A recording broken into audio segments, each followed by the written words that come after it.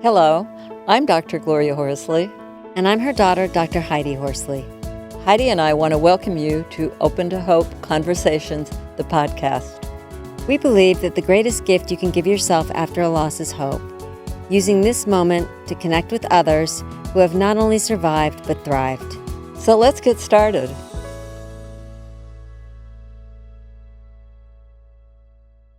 Welcome to the Open to Hope Show. I'm your host, Dr. Gloria Horsley, with my daughter and co-host, Dr. Heidi Horsley. Well, Heidi, we have a wonderful guest on today who is such a talented woman and has so much in her life that I want to share with you all today, because I think it's going to give you all hope about how you go through life when you've had a loss. So Heidi, you want to introduce our guest? Sure, Mom. We're going to talk today with Jody Gelb. Jody has a 40-year career acting on stage and screen. She has portrayed roles in the Tony Award-winning Broadway plays The Who's Tommy, Titanic, Big River, and Wicked. On television, she has appeared in guest roles on Gunplay, Law and Order, and Dr. Death. A bereaved mother whose daughter, Louisa, died at 16. She is the author of She May Be Lying Down, but She May Be Very Happy. Her surviving daughter, Dora Jar, is a singer-songwriter who is traveling the world and performing. Welcome to our show. Thank you so much. It's really nice to be here with you. Thank you. Great to have you on, Jody. Now, I think we'll just start with the name of your book, and then you can explain why you named it. So when I became aware that all of these little short pieces that I was writing about our life with Louisa, certain parts of my life before Louisa, one eventually starts to think, well, gee, what am I going to call this? And so I had a list of possibilities. One of them was, it doesn't matter. There were many possibilities. And at a certain point, I remembered something that had happened when Louisa was a baby. She had had a catastrophic birth. Everything went wrong in the delivery room for some reason. She was, it turned out, very brain damaged during the birth. And so the early part of her life, her first couple of months, was trying to figure out, was she okay? Was she not okay? Maybe she wasn't quite okay. And the hospital then put us in touch with a care team of people that offered physical therapy and orthopedic therapy. I really didn't know what was going on at that point. I thought, they keep using the term, she has some delays. So in your head, you're going, okay, delay. Delay means you can catch up. You know, it was great that the language was that not clear, because I was grasping for any hope that I could get, which was that she would be fine, because I just was never told early on, because I don't think they knew right away, although I'm sure the doctors were very alarmed at what happened at her birth and seizures and all that ensued. So one day we were living with my parents for about those first 8 months, which was an extraordinary gift for us because we were in kind of a state of shock. And so Louisa was on my old bed, and the physical therapist was doing some exercises with her, and then she left, and I was probably starting to feel slightly hysterical about what was going on with her, what would happen with her. And my memory, and memory is tricky, but my memory was very clear. I remember standing there. The bed was a very high bed, so she was in front of us, just lying on her back. And she wasn't starting to do any of the physical milestones of rolling or reaching out for a toy, any of those things. And I said to my husband, with a lot of tension in my voice, will she always be lying down? Because I was just very, very frightened of what we didn't know would happen. And he very calmly and in his beautiful Polish accent said, she may be lying down, but she may be very happy. Something about that just went right into me, and somehow was the perfect thing that I needed to hear at that moment. I realized that that's the only title that I can have, because Yeah, I love that's it. what happened in our life. Louisa could not physically, it was a bad situation. She couldn't do any of the normal physical things, but she was a very happy child. She was very connected to us. She understood. We finally were able to figure out a yes and a no, so we could ask her questions. We got to this point where, to us, she was, as You my husband would say, to me, she is completely normal. you ended up in Burlingame, California, and Neil Young's wife had started a wonderful school called the Bridge School, Yeah. and you got her to school there. How was that? The whole journey for that was just amazing, because I found out about it accidentally through a New York Times review of the Bridge School concert. And I knew that Neil Young had a kid. All I knew was he had a child with cerebral palsy. So all of a sudden, this piece of newspaper happens to be in front of me, which describes the concert and how extraordinary it is, because the kids are on the stage right behind the musicians on little risers with the family. And they describe the kids in wheelchairs with communication devices on their wheelchair. So I'm thinking, this is Louisa's situation. She cannot speak. She's in a wheelchair. That's how she travels. So I went home to my apartment, called information. I think that was when we still had information on the phone, and got the receptionist for Bridge School on the line and said, hi, I just read this review and I think my daughter is like, sounds like it's the perfect school for her. Can you send me information? Which they did. And I sent all of her medical reports, her physical therapy reports. And a few years later, she was the right age, and it's a very small school. So spots don't open up that often, but a little spot opened up. She got the spot, and we were able to move out there in August. She was turning 6 and Dora was turning 4. So your daughter Dora she was 6 and Dora was how old? Dora was turning 4. Turning 4. So she was there for how many years? She was there. Bridge School's mission is really to have it be a bridge. So the idea is that you learn ways for your kid to communicate, learn basics of education, and at a certain point, they want you to go back into your home school district. She was in her 4th year there, and we had the talk with the head of the school, who said, I think Louise is ready to transition back into her school district. We spoke with our district, and we had a beautiful little local public school, maybe not even a mile from our place. And so that was her placement for a couple of years, for 2 years. And then it was really clear that because of all of her issues, it really made sense to have a school that was much more specialized for kids like that. And again, we were so lucky. 2 other moms who had been at Bridge looked around and said, we need to create a school that is as long as the kid needs it. And if you have a kid with those kind of disabilities, the school district will let you stay in a school program until you're 22 because of all the issues that, kids like this have. So now let's fast forward a little bit. She's into another school. How old is she before she passed? She went, let's see, 10, maybe she was there from 10 to 12. And then probably at around 12, she probably started at Avalon in about 2006.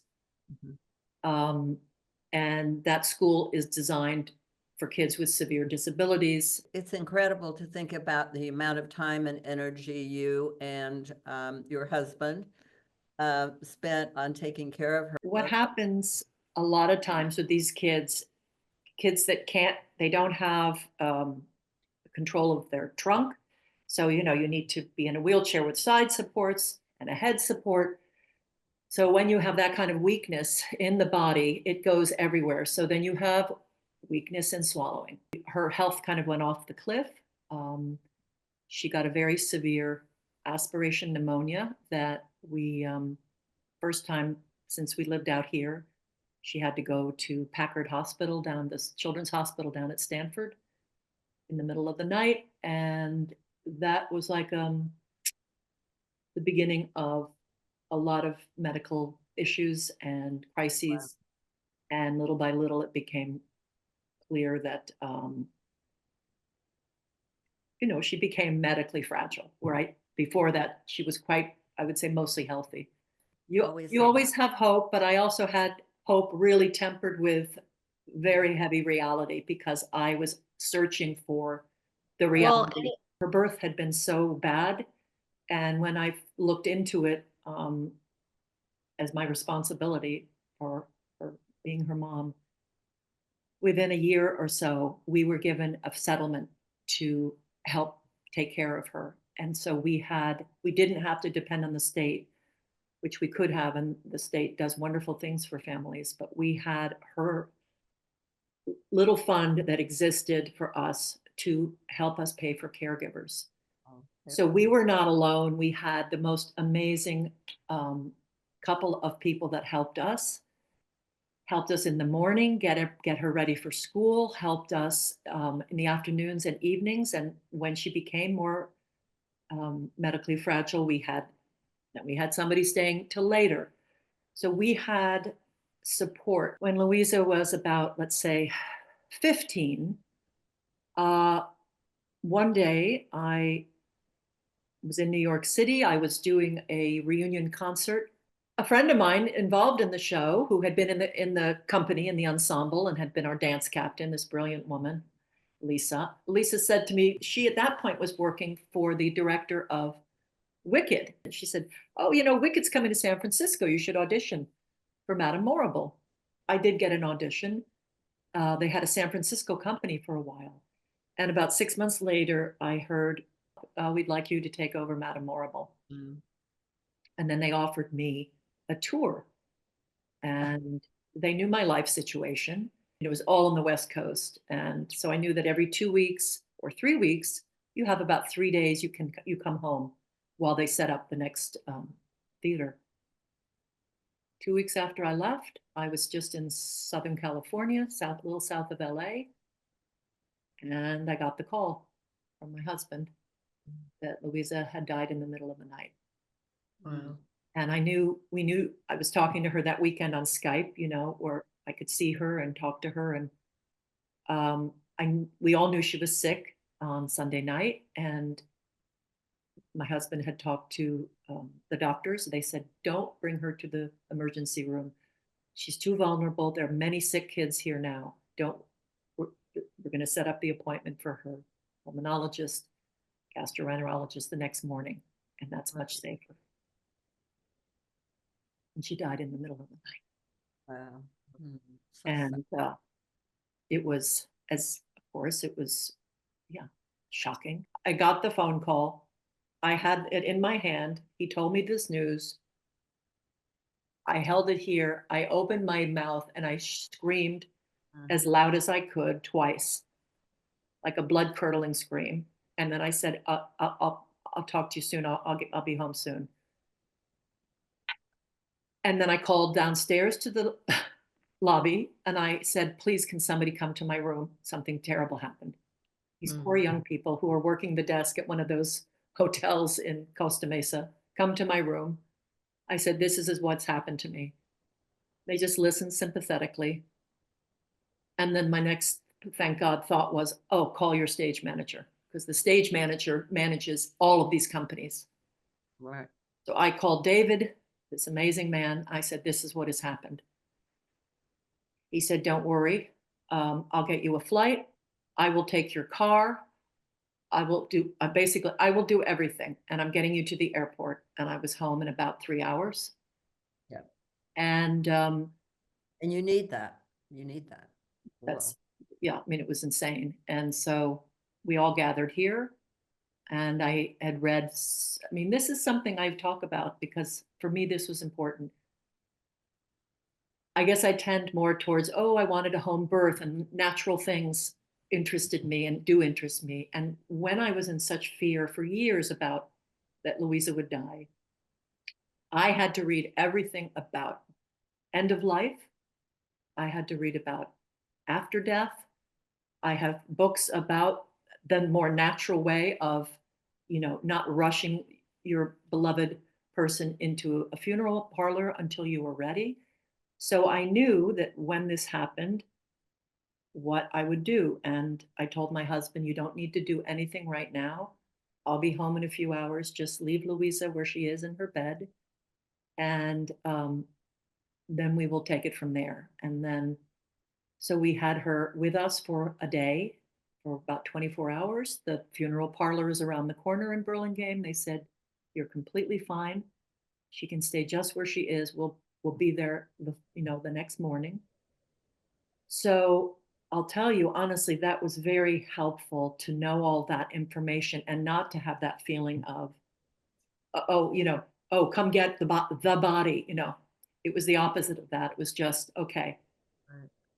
we have her we put her in the downstairs room where it's much cooler than the rest of the house. We had the time to just be there. My parents were there by 5 hours later or whatever. They flew in from New York. This is how we did that first day or so. We called the minister from my daughter Dora's Episcopal Day School. The minister came over because Louisa loved prayers for some reason. It was just something we did, even though we're not a religious family. She loved certain prayers. He came over. We did a prayer circle around her. Then he left.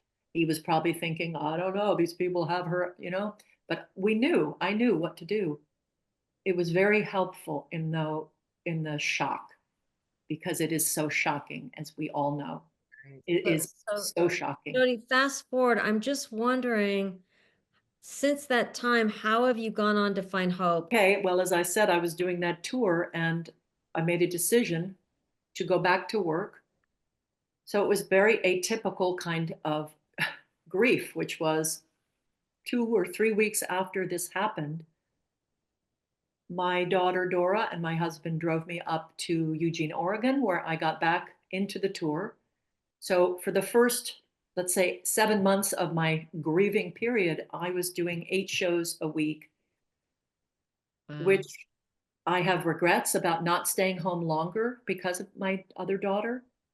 But this is the way it happened. And so for me, it was actually healing to have the schedule of 8 shows a week. Just coincidentally, one of my closest friends was acting in the same tour. Mhm. And that's how I got through that early time, which is just, for some reason, I say I'm not religious, and I'm not religious in a normal way, but every town we went to, I thought, where is the church? I needed to go into a church that had candles. I needed to light candles for her. From time to time, I would weep and sob and scream if I had the privacy. But other than that, I just, I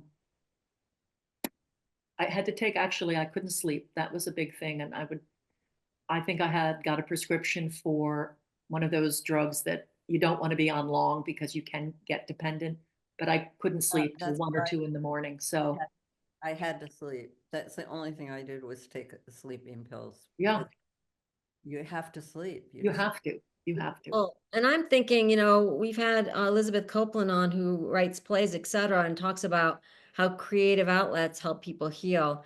I'm thinking that the singing and the acting that you did must Yeah. have also been therapeutic and helpful. Yes. And you know what I also did, which I just remembered very early on? There are these blog websites that make it very easy, where you literally push a button and you have a little blog. They give you a template. So I started one of those very, very early on. And it was a place where I could write little things about Louisa. I could share beautiful photographs of her. That was a huge creative outlet. That was a big part of that grieving process. For me, I don't like writing a lot. So writing my book took literally 20 years, but writing I found to be extremely helpful from the very beginning when she was born, just saying what was happening and getting stuff out of your head and onto paper. For me, that was helpful. And then after she died, it was helpful to have this little blog. I made a lot of things. I mean, back here, I started doing collage on wood. I found photographs of her. I would use some, phrases or words from books that I had. So writing was very helpful for me. Making art, making little collages. I'm not an artist, I'm not a trained artist, but I was just drawn to that. And also in my Googling, this is how I miraculously found the Compassionate Friends when I was on the road. But also I found a beautiful service that happens up at a Zen center that's a famous old Zen center in Marin called the Green Gulch. And I just happened to find this. It said a service, the Jizo ceremony for, families of children that have died. And I thought, oh, I'm going to that. So I'm not a Buddhist. I've read a lot of the Buddhists. I like a lot of what the philosophies. So they said, bring a piece of red fabric, bring scissors, and I met with these group of people up in this beautiful Zen center and experienced what's called a Jizo ceremony. And we all made these things having to do with our children and our lives and wrote little things on scrolls, put them in this little bag that we sewed. So I searched out these kinds of experiences. Tell us, what would your advice be to somebody in your situation who's recently lost a family member? As much as you can, I would say, if you can get outside in nature in some small way, if you can do some walking or being outside and have alone time, that's something that probably almost everyone could find helpful, is if you have that time.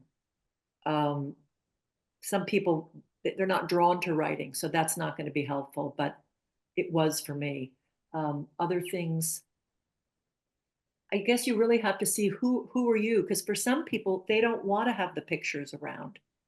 For Right. me, I still have pictures everywhere, but I knew somebody who said, "Oh my God, I could never have the pictures of my children that had died around because that was too much for her." So you have to see what feels right in your heart. And thank God for Google, because I found a lot of support.